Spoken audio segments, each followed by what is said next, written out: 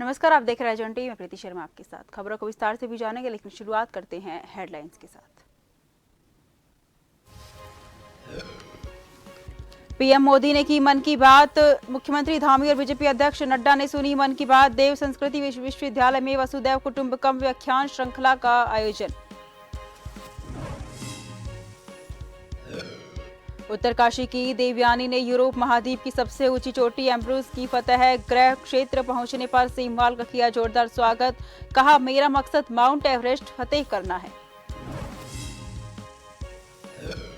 डोईवाला में चेन लूट का किया खुलासा। पुलिस ने 2 आरोपियों को किया गिरफ्तार। बाइक बरामद। पुलिस 2 आरोपियों से कर रही है पूछताछ।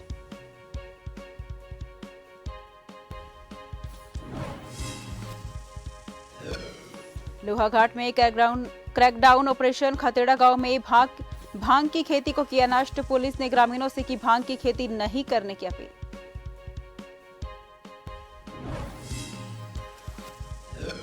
डेंगू के बढ़ते केस को लेकर एक्टिव मोड में स्वास्थ्य विभाग। देहरादून में डेंगू के 20 नए मरीज सामने। करीब 7081 जगह मिले लार्वा। चिकित्सा महकमा हुआ सतर्क।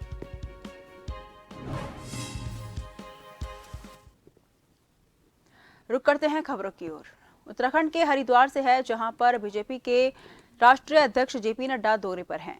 उत्तराखंड के मुख्यमंत्री पुष्कर सिंह धामी ने हरिद्वार में पीएम मोदी की मन की बात सुनी। इस दौरान पीएम के राष्ट्रीय अध्यक्ष जेपी नड्डा भी मौजूद रहे।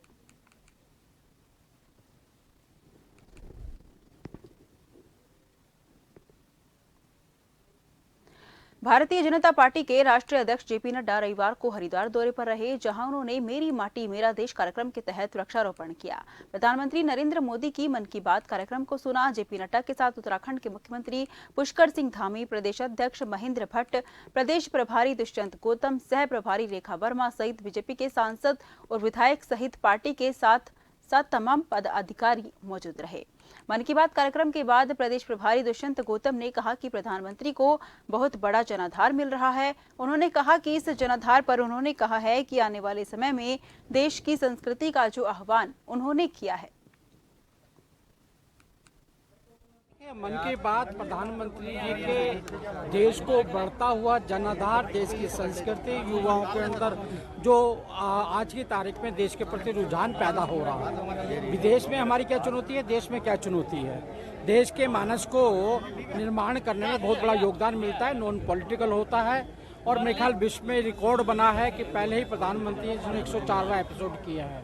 ये लोग जितना प्यार उनको कर रहे हैं, मुझे साफ साफ जाहिर दिखाई देता है कि आने वाले समय के अंदर उनके संस्कृति का जो आह्वान किया है वो आगे बढ़ेगा। कोर कमेटी की बैठक भी होने वाली है, किन किन मुद्दों पर चर्चा होने वाली? कोर ग्रुप की बैठक होगी, सभी मुद्दे होंगे। एक राजनीतिक दल है तो राजनीति के मुद्दे सारे आने वाले हैं। उसमें 2024 भी रहेगा और बाई इलेक्शन भी हो सकता है और कुछ और भी चुनाव होंगे। सभी विषयों में बात की जाएगी। चुनाव में देव संस्कृति विश्वविद्यालय में वसुदैव कुटुंबकम व्याख्यान श्रृंखला का आयोजन हुआ, जिसको बीजेपी के राष्ट्रीय अध्यक्ष जेपी नड्डा ने संबोधित किया। कहा कि देश आज गर्व महसूस करता है जब हमारे वैज्ञानिक चंद्रयान को चांद के दक्षिण ध्रुव पर उतारते हैं, और ऐसा करने वाला भारत दुनिया का पहला देश बनता है।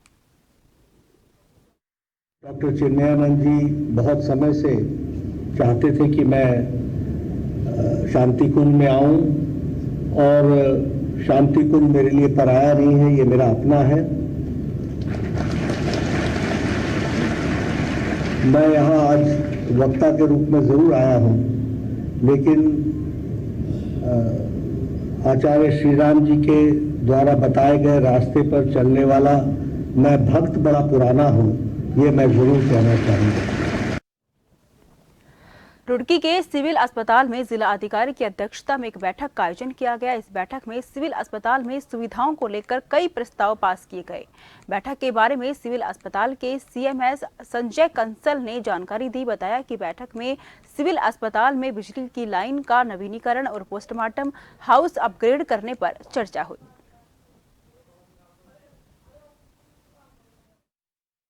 के अंदर भी जगह थोड़ी कम पड़ रही है, क्योंकि कई बार ट्रॉमा के पेशेंट एक साथ 5-5, 6-7 आ जाते हैं, लेकिन वहाँ पे हमारे पास 2 ही टेबल हैं। तो उस हॉल को पूरा बड़ा करने और उसकी छत मरम्मत और फर्श की मरम्मत के लिए 42 लाख रुपए का एस्टीमेट था हमारे पास में, वो उसके लिए भी उन्होंने रजामंदी करी है। सिटी स्कैन की मशीन हमारी पिछले 2 वर्षों से ख़राब पड़ी हुई है, उसके लिए उन्होंने माननीय मुख्यमंत्री जी को अपनी तरफ से लेटर लिख के भेजा है कि इसको CSR मद से इसको या किसी अन्य मद से ये मशीन यहाँ पर स्थापित की जाए।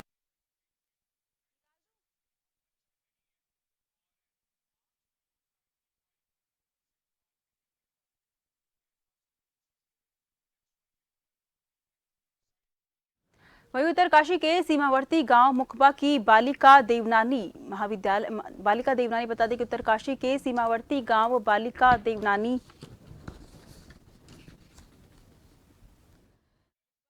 देवनानी सेमवाल ने यूरोप महाद्वीप की सबसे ऊंची चोटी एम्ब्रस फतेह की है। बता दें कि साल 2019 में देवयानी सेमवाल ने MBBS के साथ माउंटेन का प्रशिक्षण प्राप्त कर अफ्रीका महाद्वीप की सबसे ऊंची चोटी किलिमंजारो को भी फतह किया है। उत्तरकाशी पहुंचने पर देवयानी का जोरदार स्वागत किया गया। देवयानी का कहना है कि अभी इसका मकसद माउंट एवरेस्ट को फतह करना है, जिसके लिए वो तैयारियां भी कर रही है। हमारे पूरे जिले के लिए एक गर्व का विषय है और हम गौरवान्वित महसूस कर रहे हैं कि हमारे जिले की जो बेटी है देवयानी सेमवाल के द्वारा पहले किलिमंजारो की जो पर्वत श्रेणी है उसको फतेह किया गया और वहाँ भारत का नाम रोशन किया गया। साथ ही आज यूरोप महाद्वीप की जो एब्रूज जो सबसे ऊंची पर्वत श्रेणी है उस वहाँ फतेह करके भारत का तिरंगा जो हमारी बेटी ने जो लहराया है उसके लिए पर क्या कि जिस प्रकार से देश का नाम रोशन किया, तिरंगा वहाँ पर फैलाया, तो ये हमारे लिए बहुत ही गौरव का पल है। और सीमांत जिला उत्तरकाशी गंगोत्री मुखबा से जो बेटी बिलोंग करती है, आज वो 2 कॉन्टिनेंट, चाहे वो अफ्रीका महाद्वीप हो या यूरोप महाद्वीप का, अभी रिसेंट उन्होंने जो है एल्ब्रुस पर्वत पर जो उन्होंने जो है समिट किया है, ये हमारे लिए, हमारे परिवार के लिए, हमारे जिले के लिए और राज्य और देश के लिए बहुत ही गौरव का पल है। कॉन्टिनेंट का हाईएस्ट पीक था माउंट एल्ब्रुस, यूरोप कॉन्टिनेंट का। तो मैं बोलना चाहती हूँ, मैंने प्रोफेशनल कोर्स करे हैं NIM से और वहाँ मेरा एम बना कि मैं 7 कॉन्टिनेंट्स की जो हाईएस्ट पीक है वो क्लाइंब करना चाहती हूँ। तो 2019 में मेरा जस्ट आफ्टर मेरा BMS मैंने अफ्रीका महाद्वीप की ऊंची चोटी क्लाइंब करी थी और उसके बाद फिर कोविड हो गया था, फिर मेरा जॉब वगैरह मैं उसमें बिज़ी हो गई थी। फिर अब जाके मुझे 2023 में मौका मिला, मैं सेकंड पीक जो है मेरी हुई है अभी रिसेंटली 19 अगस्त को हमने सबमिट किया है। रविवार को लोहाघाट के चोमल्ला बैंड में सिख तीर्थ यात्रियों से भरे अनियंत्रित ट्रक ने कार को टक्कर मार दी। गर्भवती महिला समेत 3 लोग घायल हो गए। सूचना पर मौके पर पहुंचे 112 कर्मियों ने 108 के जरिए सभी घायलों को लोहाघाट अस्पताल पहुंचाया, जहां घायलों का इलाज किया जा रहा है। उपचार कर रही डॉक्टर प्रिया नगरकोटी ने बताया कि गर्भवती महिला को काफी चोटें लगी हैं, लेकिन वो और उनका बच्चा सुरक्षित है।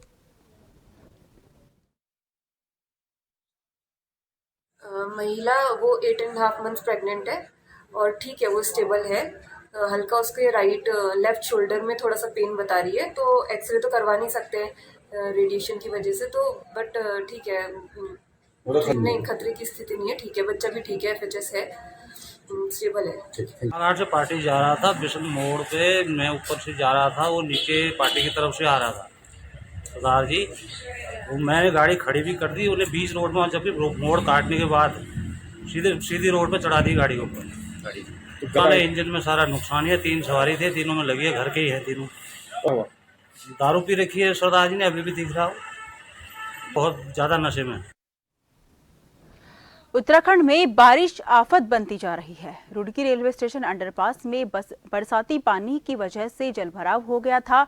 अंडरपास में फंसी कार को ट्रैक्टर की मदद से बाहर निकाला गया।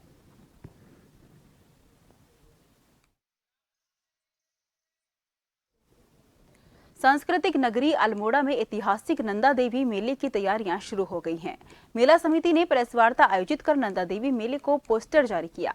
आयोजकों ने बताया कि आगामी 20 सितंबर को नंदा देवी मेले का आगाज होगा, जबकि 27 सितंबर की शाम को मां नंदा सुनंदा की भव्य शोभा यात्रा के साथ मेले का समापन किया जाएगा। हर साल की तरह इस बार भी नंदा देवी मेले में कुमाऊं और गढ़वाल बड़े लोक कलाकारों को मेले में बुलाया जाएगा, जबकि स्थानीय कलाकारों, स्कूली बच्चों को भी अपनी प्रतिभा दिखाने का अवसर मिलेगा। 7 दिनों तक चलने वाले नंदा देवी मेले में झोड़ा, चांचरी, भगनोल सहित तमाम सांस्कृतिक आयोजन की धूम भी रहेगी। सितंबर से लेकर 27 सितंबर तक यहाँ पर आयोजित किया जाएगा और 27 सितंबर को ठीक 4 बजे माँ की 3:30 बजे माँ की शोभा यात्रा के संगीत का विसर्जन होगा और जहाँ तक 20 तारीख से मेला शुरू होगा तो विभिन्न स्कूल के रंगारंग कार्यक्रमों के साथ साथ और हमारे पहाड़ के जो छोलिया नृत्य होते हैं और साथ घोड़ा, भगनौल, बैल, इन सब लोगों को यहाँ पर आमंत्रित किया गया है। उत्तराखंड के लोहाघाट ब्लॉक नेपाल सीमा से लगे क्षेत्रों में गोरा पर्व की धूम मची हुई है। सीमावर्ती जिंडी गांव में मां गोरा देवी मंदिर में मां गोरा की प्रतिमा के सामने महिलाओं के द्वारा गोरा गायन किया जा रहा है। पंडित मदन कॉलोनी ने बताया कि जय माता गौरी भगवान भोलेनाथ से रूठकर अपने मायके आती है तो उनको मनाने के लिए स्वयं भोलेनाथ ससुराल आते हैं। इसी कारण से महेश्वर को भी डलिया में रखकर उनको भी नए वस्त्र आभूषण पहनाए जाते हैं और सिर में रखकर नृत्य करते हुए माता पार्वती के पास पूरे विधि विधान से स्थापित किया जाता है और दोनों की पूजा अर्चना भी की जाती है। वहीं आयोजन समिति के कल्याण चंद ने बताया कि प्रतिदिन शाम को महिलाओं द्वारा गोरा से संबंधित लोक गीतों के साथ झोड़े, झुमटे आदि का गायन किया जा रहा है और पुरुषों के द्वारा महाभारत, रामायण कालीन वीर गाथाओं का गायन किया जा रहा है। भव्य यहाँ पर गोरा गायन किया जा रहा है ग्राम जिंडी चमदेल क्षेत्र में, जो कि प्राचीन काल से ही यहाँ पर हमारे पूर्वजों की ये धरोहर है। हमारे पूर्वज लगातार यहाँ पर पहले से गोरा गायन करते आ रहे हैं और हम लोग इस संस्कृति को आगे बढ़ा रहे हैं और प्रत्येक वर्ष यहाँ पर गोरा का गायन किया जाता है, जिसमें चाली, धुमारी मुख्य रूप से चाली आकर्षण का केंद्र होता है। यहाँ पर पूजा पाठ दिन में भी प्रातःकालीन, संध्या में और शाम के समय और रात्रि में यहाँ पर गायन किया जाता है। माता बहनों द्वारा माँ गोरा देवी की प्रतिमा के चारों ओर मांगलिक गीत गाए जा रहे हैं और यहाँ पर पुरुषों द्वारा बुजुर्गों, नवयुवकों और सभी इससे गोरा गायन का जो हमारा नवयुवकों का जो रुझान बढ़ रहा है कि नशा मुक्त होना चाहिए। बिल्कुल यहाँ पर सभी लोग बिल्कुल नशा मुक्त का कार्यक्रम किया जाता है। अल्मोड़ा के थाना भतरोज खान पुलिस द्वारा देर शाम पुलिस सहायता केंद्र मोहन पर चेकिंग के दौरान स्विफ्ट डिजायर कार को चेक करने पर वाहन में सवार 2 युवकों के कब्जे से 30 छोटी पन्नियों में कुल 300 ग्राम अफीम बरामद किया। अभियुक्तों को थाना भतरोज खान में एनडीपीएस एक्ट के तहत एफआईआर दर्ज करते हुए आवश्यक वैधानिक कार्यवाही करते हुए गिरफ्तार कर लिया गया। थानाध्यक्ष भतरोज खान ने बताया कि अभियुक्त गणों द्वारा पूछताछ में अफीम बदायूं उत्तर प्रदेश से खरीद कर लाना बताया, जिससे इनके द्वारा मरचूला और मोहन टूरिस्ट क्षेत्रों में ग्राहकों को तलाश कर ऊंचे दाम में बेचकर अधिक लाभ अर्जित करने के उद्देश्य से लाया गया था। चेकिंग के दौरान गिरफ्तार किए गए एक अभियुक्त ने पूछताछ के दौरान बताया कि अभियुक्त उसके विरुद्ध भी एनडीपीएस एक्ट में 2 मुकदमे पंजीकृत किए जा चुके हैं।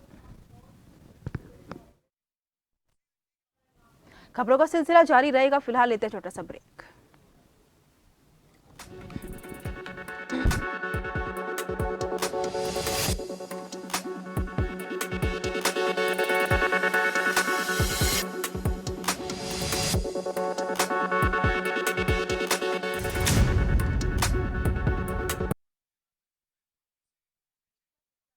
रुक करते हैं खबरों की ओर। मुख्यमंत्री पुष्कर सिंह धामी ने चंद्रयान 3 मिशन की सफलता के लिए देहरादून के इसरो सेंटर पहुंचकर वहां मौजूद वैज्ञानिक के साथ मुलाकात की और उनको बधाई भी दी। मुख्यमंत्री ने इस दौरान इसरो केंद्र पर अपना संबोधन भी दिया, जिसमें उन्होंने कहा कि पहले ये कहा जाता था कि चंदा मामा दूर के, लेकिन चंदा मामा अब दूर के नहीं, हमारे सबके पास के हैं, जो इसरो और IRS के वैज्ञानिक के शोध के कारण सफल हो पाया है। इसके वैज्ञानिकों का भी उसमें बहुत योगदान रहा है और अन्य संस्थानों के भी सारे वैज्ञानिक जो समय समय पर शोध और अनुसंधान के क्षेत्र में काम करते हैं, उन सभी से संवाद हुआ है, जहां आज सभी ने इस ऐतिहासिक उपलब्धि के लिए आपस में मिलकर एक दूसरे का प्रोत्साहन किया है, वहीं निकट भविष्य के लिए आने वाले समय में और भी हम सबको सफलताएं प्राप्त हो। और उत्तराखंड के अंदर भी बहुत सारे क्षेत्रों में शोध अनुसंधान की जहां आवश्यकता है, उसमें ये हमारे सारे ही संस्थान मिलकर उस पर काम करेंगे। यह भी आज हम लोगों ने संवाद में आपस में तय किया है। इस स्टेट के लिए जिस तरह से हम लोगों का रिस्पॉन्सिबिलिटी है, अभी उसमें जो भी क्लाइमेट चेंज रिलेटेड फेनोमेना हो रहे हैं, जो भी हम लोग आपदाएं देख रहे हैं, तो ये भी उसके लिए बहुत ही इंस्पिरेशन का काम होगा। जितना बड़ी काम जब हम लोग कर लिए हैं, ऐसे काम को भी हम लोग अगर करके अगर सक्सेसफुल हो जाएंगे तो हम उत्तराखंड स्टेट को भी, जैसे हमारा माननीय मुख्यमंत्री जी हमेशा कहते रहता है, इसको नंबर 1 बनाना है। ये बहुत ही यंग स्टेट है, अभी 23 ईयर्स ओल्ड बच्चा है, तो इसको आगे ले जाने के लिए हम लोगों को हौसला बहुत ही ज़्यादा इंक्रीज हो गया है। खेल मंत्री रेखा आर्य ने देहरादून में आउट ऑफ टर्न जॉब को मुख्यमंत्री पुष्कर सिंह धामी द्वारा कैबिनेट के पास किए जाने पर उनका आभार और धन्यवाद ज्ञापित किया और कहा कि हमारी सरकार ने पूर्व में खेल नीति लागू की थी, जिसके तहत खेल और खिलाड़ियों के हितों के लिए कई निर्णय लिए जा रहे हैं। आउट ऑफ टर्न जॉब का कैबिनेट के पास होना आने वाले समय में हमारे खिलाड़ियों के भविष्य को सुरक्षित करने का कार्य करेगा।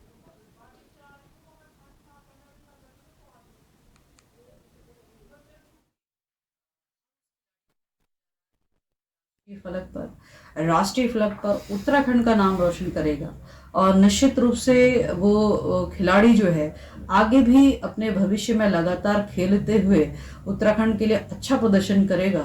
ऐसे बच्चे मेडल प्राप्त करते हैं तो उनको निश्चित रूप से अपने सरकारी विभागों में सीधे उनको जो है उनको अपॉइंटमेंट दिया जाएगा। तो ये अपने आप में जो है बहुत बड़ी योजना, आउट ऑफ टर्न योजना खिलाड़ियों के हित में होना अपेक्षित थी। हल्द्वानी पहुंचे कांग्रेस प्रदेश प्रभारी देवेंद्र यादव ने प्रदेश की बीजेपी सरकार पर जमकर निशाना साधा। मीडिया से बात करते हुए बागेश्वर उपचुनाव पर बोलते हुए देवेंद्र यादव ने कहा कि आज प्रदेश में जिस तरह से बेरोजगारी, महंगाई बढ़ रही है, महिलाओं में अत्याचार और जिस तरह से लोकतंत्र की हत्या हो रही है, उससे प्रदेश की जनता त्रस्त हो गई है और इसी बीच बागेश्वर का उपचुनाव सामने आया है।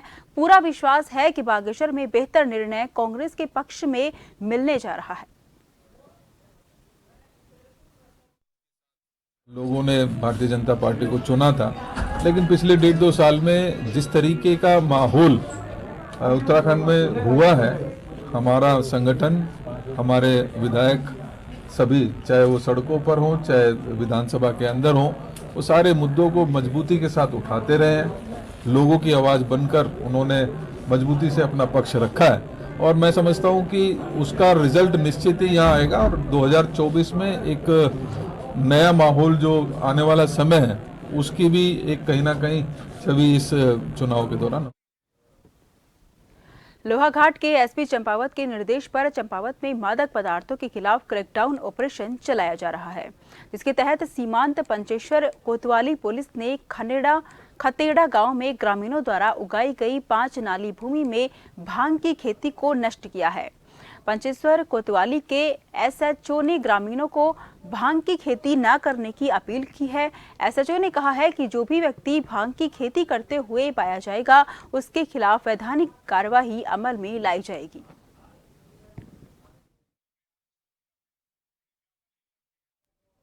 धर्मनगरी हरिद्वार क्राइम का ग्राफ लगातार बढ़ रहा है। मामला सिरकुल थाना क्षेत्र के ग्राम रावली महदूद से सामने आया है, जहां बिजनौर निवासी एक युवक ने प्रेम प्रसंग के चलते एक युवक को गोली मार दी। पुलिस से मिली जानकारी के मुताबिक युवक के गोली पैर में लगी। पुलिस ने घायल युवक को जिला अस्पताल में भर्ती कराया।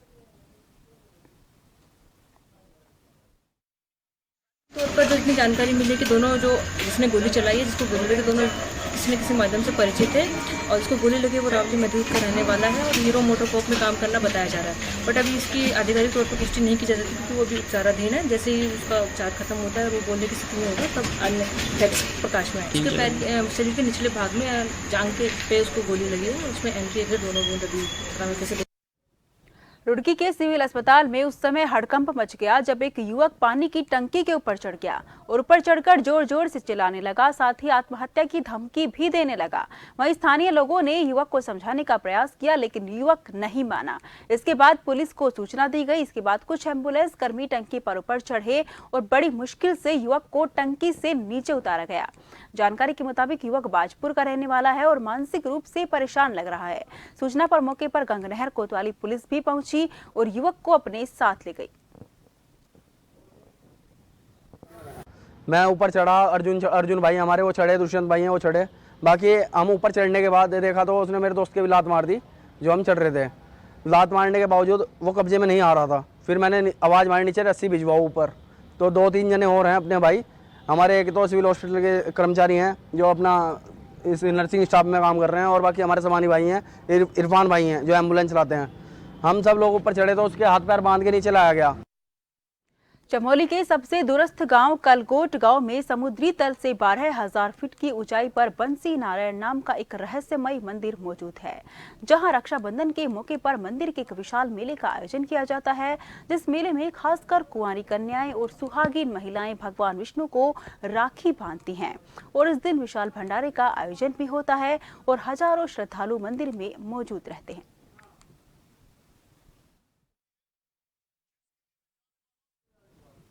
देहरादून में डेंगू के बढ़ते मामलों को देखते हुए जिला स्वास्थ्य विभाग एक्टिव मोड में आ चुका है। बता दें कि राजधानी देहरादून में डेंगू के 20 नए मरीज सामने आए हैं और करीब 7081 जगह लार्वा मिला है, जिसे देखते हुए स्वास्थ्य विभाग में सतर्क हो चुका है। इस बात को लेकर देहरादून के सीएमओ डॉक्टर संजय जैन का कहना है कि अस्पतालों में डेंगू और इससे मिलते जुलते लक्षण के काफी मरीज आ रहे हैं और ज्यादातर वायरल इन्फेक्शन से ग्रसित मरीजों का डेंगू टेस्ट कराए जाने पर वो नेगेटिव पाया जा रहा है, जबकि डेंगू के मरीजों के लिए अस्पतालों में बेड और दवाइयों के पर्याप्त इंतजाम किए हुए हैं। साथ ही उन्होंने कहा कि डेली रिपोर्ट के मुताबिक देहरादून के मुख्य इलाके जैसे ISBT, रिस्पना पुल, अजबपुर, धर्मपुर, रीठा मंडी और पटेल नगर से डेंगू के ज्यादा मरीज पाए जा रहे हैं, जिसे देखते हुए हमारे द्वारा सघन अभियान चलाया जा रहा है जिससे डेंगू को बढ़ने से रोका जा सके। स्वास्थ्य विभाग इसमें पूरी तरह से सतर्क है। इस समय डेंगू और डेंगू से मिलते जुलते लक्षणों वाले काफी मरीज आ रहे हैं, क्योंकि इस समय वायरल का और डेंगू के जितने भी सिम्टम है करीब करीब 1 से सिम्टम रहते हैं। तो ये देखने में आ रहा है कि वायरल के मरीज काफ़ी ज़्यादा संख्या में आ रहे हैं, जिसमें डेंगू टेस्ट कराया जा रहा है तो अधिकतर मरीजों में वो निगेटिव आ रहा है। जो डेंगू पॉजिटिव केस आ रहे हैं उनके लिए हमारे अस्पतालों में पर्याप्त बेड और पर्याप्त दवाइयाँ हमने व्यवस्था की हुई है। एक नजर हेडलाइन पर।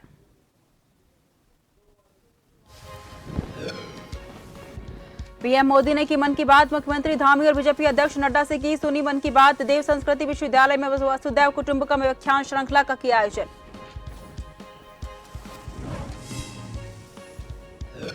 उत्तरकाशी में देवयानी ने यूरोप महाद्वीप की सबसे ऊंची चोटी एम्ब्रूस की फतह, गृह क्षेत्र पहुंचने पर सेमवाल का किया जोरदार स्वागत। कहा, मेरा मकसद माउंट एवरेस्ट फतह करना है। डोईवाला में चैन लूट का किया खुलासा, पुलिस ने 2 आरोपियों को किया गिरफ्तार। बाइक बरामद, पुलिस आरोपियों से कर रही है पूछताछ।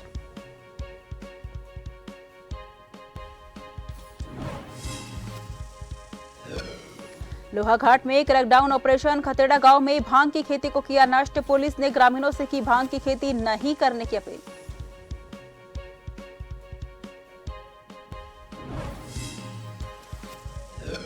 डेंगू के बढ़ते केस को लेकर एक्टिव मोड में स्वास्थ्य विभाग। देहरादून में डेंगू के 20 नए मरीज, करीब 7081 जगह मिले लार्वा, चिकित्सा महकमा हुआ सतर्क।